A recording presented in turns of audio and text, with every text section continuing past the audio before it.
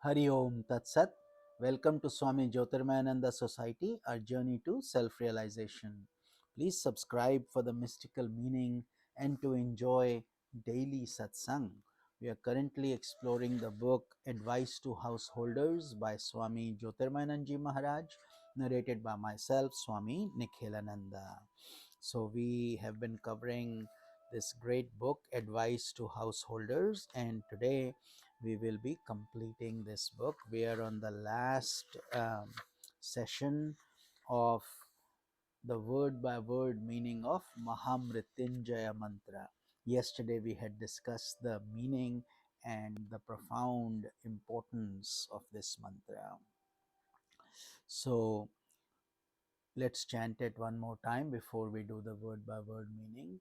Om Trayambakam Yajamahe Sugandhim Pushtivardhanam Urvarukamiva Bandhanan Mrityor Mokshiya Mamritat.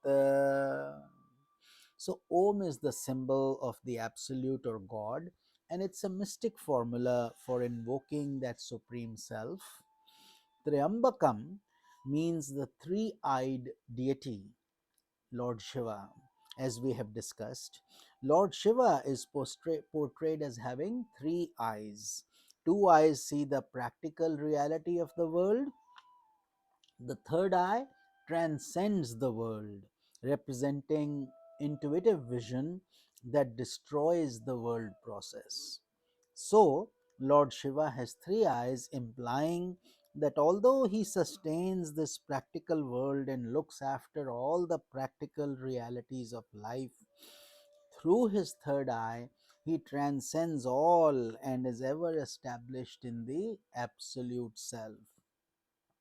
Still, another ancient interpretation of the term Triambakam is given by the Sanskrit term Trishtra Ambikam Yasya, one who possesses three powers, meaning Kriya Shakti, Ichha Shakti, and Jnana Shakti.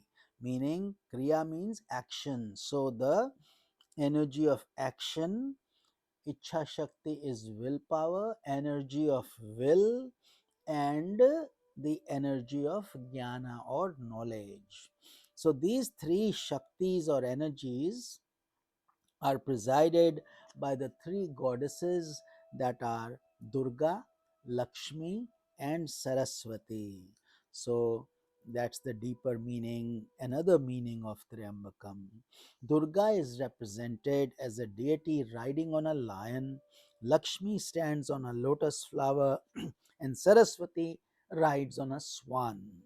The esoteric meaning is that the first stage of spiritual evolution, an aspirant has to overcome the gross obstacles that result from his lower nature. Anger, greed, lust, pride, and other evils are gross impurities. The spiritual energy assumes the role of Durga in this stage and destroys those gross impurities. Then, with the destruction and sublimation of the gross energies, the lotus of the spirit unfolds in the heart of an aspirant. The bees of excellent virtues are attracted to the blooming lotus. Then spiritual energy assumes the role of Lakshmi Devi and grants the objects of desire and prosperity both materially and spiritually. The last stage of the spiritual journey is illumined by the grace of goddess Saraswati, clad in a white, shining garment. Saraswati is the advent of knowledge that dispels all darkness from the heart. She rides on a swan, the symbol of discrimination, and she bears a veena, which denotes the music of harmony and peace. Thus, Triambakam is that one who possesses these three Shaktis. He is the supreme being, Lord Shiva. Om Namah Shivaya. Meaning of the word Yajamahe. Yajamahe means we propitiate, adore, worship that deity. Propitiation is a process by which an aspirant brings about the union of his soul with the divine self. The individual ego which is born of ignorance, is dedicated to the self. It is poured as an oblation into the shining fire of knowledge that burns in the altar of the heart. This is the highest sacrifice. Yajamahe indicates surrender, self effacement, divine communion, and divine absorption. With the sublimation of the ego, the aspirant becomes conscious of the surging ocean of cosmic life. The individual soul is like a bud in the creeping vine of the world process. This world process is constituted of the three gunas or the modes of nature. Tamas is the principle of inertia, Rajas is the principle of passion and activity, and Sattva is the principle of purity and luminosity. Every individual soul in its journey to the Absolute has to break the obstacle of tamas or dark inertia to sublimate rajas and or this restless energy of the mind and senses, and finally to transcend this into sattva or purity through the intuitive realization of the absolute, the self. That process is known as self realization. So, first from tamas to rajas, rajas to sattva or purity, and eventually transcending it. The bud of the individual soul blossoms when it receives the rays of divine wisdom and the showers of divine grace. The emanation of its fragrance comes from the unfoldment of the latent powers of the soul. Sugandhim word means fragrance. So, Om Triambakam Yajamahe Sugandhim, fragrance. Just as the fragrance of the rose, jasmine, queen of the night, and other fragrant flowers delights our heart, we enjoy the smell. So, too, with the unfoldment of the Spirit, the lotus of the heart blooms and a celestial fragrance emanates in the form of cheerfulness, serenity, purity, cosmic love, compassion, satisfaction, and other divine qualities. They automatically start to reside in you. These virtuous qualities are due to the presence of Shubha Samskaras, meaning spiritual impressions based upon goodness, impressions born of Samadhi that give rise to the experiences of lofty feelings and thoughts, of selflessness, of non-violence.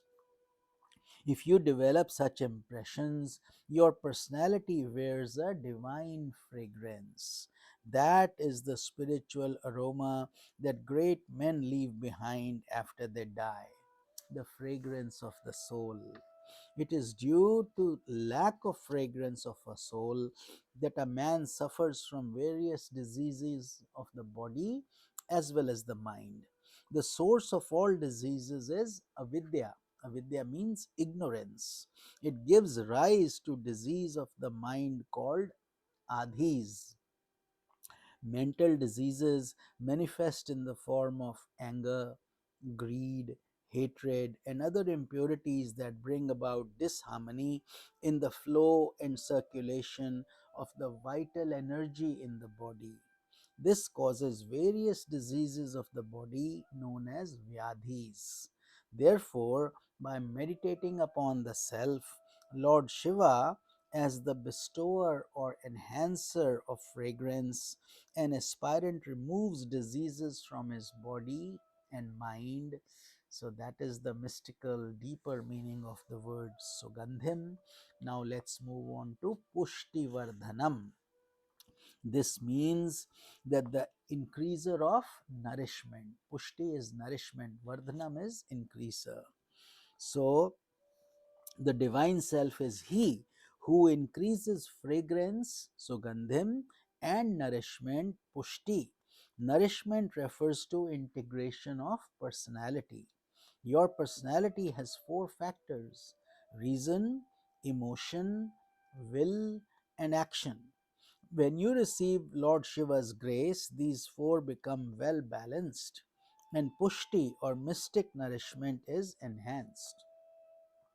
Just as a fruit ripens day by day, even so an individual soul acquires maturity in the creeping vine of the world process and becomes integrated.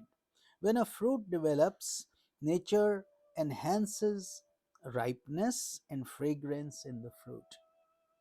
Similarly, as you grow and mature, you are like a fruit, and Lord Shiva causes that fruit to ripen. A saint is a ripened fruit in the tree of the world process. The divine self is the possessor and controller of Prakriti or nature, or also known as Maya, the power of illusion. He is the source of all the nourishment, whether it is of the body, the mind, or the soul. Even if you are in the most adverse conditions, even if you are suffering from the worst malady, turn your mind to God who abides in your heart. Feel that He is infusing you with strength, that He is vibrating in every cell of your body, that His joy is coursing through your veins. You will be relieved of all troubles. Uruva rukamiva. This term refers to a vine like plant that bears fruit, like a cucumber or a pumpkin. As the fruit grows, it is sustained by the plant. But when it is mellowed with sweetness, when it becomes truly ripe, it drops off spontaneously and detaches completely from the mother plant and cannot be brought back into it again. Similarly, every individual is like the growing cucumber in the creeper of the world process. The world process is described as a creeper because it has many branches or tendons and it catches hold of everyone through karmic entanglements, karmas. By Lord Shiva's grace, you mature through personality integration, develop divine virtues, and the moment ripeness comes, you detach from the world process, never to return to it again. That freedom from the bondage of ignorance is the great climax of spiritual movement, also known as self realization, mukti, nirvana, God realization. So, continuing the mantra, bandhanan mrityor mokshiya. So, Om Triambakam Yajamahe Sugandhim Pushti Vardhanam Urva Rukmeva Bandhanan Mrityor Mokshiya. So, now we are discussing Bandhanan Mrityor Mokshiya. These words mean liberate us from the bondage of death. Death is the symbol of darkness that hampers the unfoldment of the spirit. Avidya or ignorance is the source of death. Egoism, attachment, selfishness, etc., are the meshes of death. The entire world process is a widespread snare of death. Life is a ceaseless battle against death. Spiritual life leads to the victory over death or the attainment of immortality. And finally, the last Sanskrit words, Mamritat.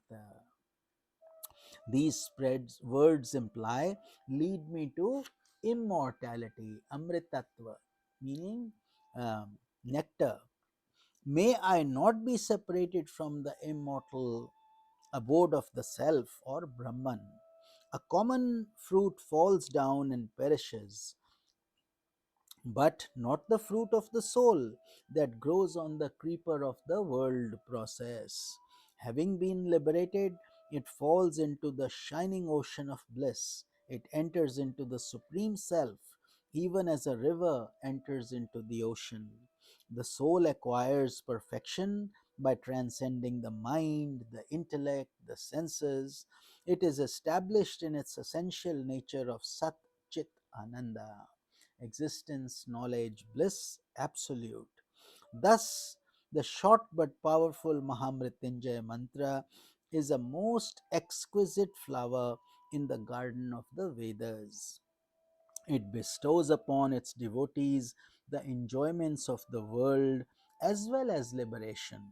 It fulfills human desires and aspiration, awakens love for the Supreme, decks the soul with virtuous qualities, and liberates it from the wheel of birth and death.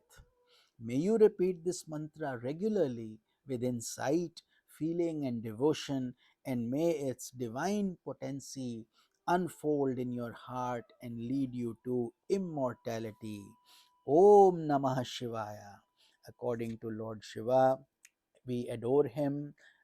This beautiful mantra we offer to him, and it will give you all kinds of blessings if you do it with faith and dedication. May you all receive the blessings of Lord Shiva. So with this we have concluded this beautiful book, Advice to Householders, and in tomorrow's satsang we will be starting a new book. This is Swami Nikhilananda. Hari Om Tat Sat.